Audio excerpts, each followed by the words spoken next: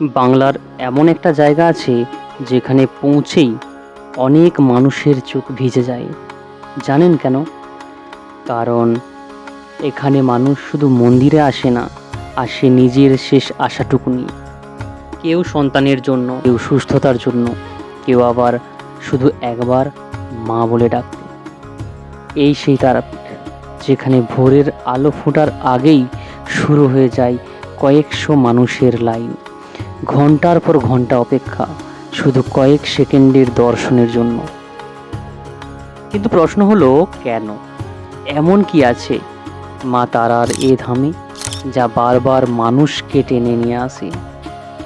এই সেই ভূমি যেখানে মহাসাধক বামাখ্যাপা মাকে শুধু দেবী নয়, নিজের জীবন্ত মা বলে অনুভব করতেন।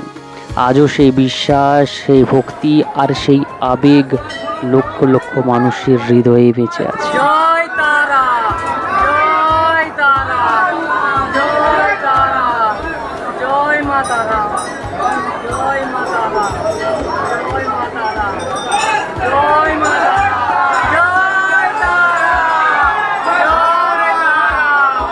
জয় তারা, জয় তারা। আজকের এই যাত্রায় আমরা দেখব তারাপীঠের কিছু অজানা গল্প।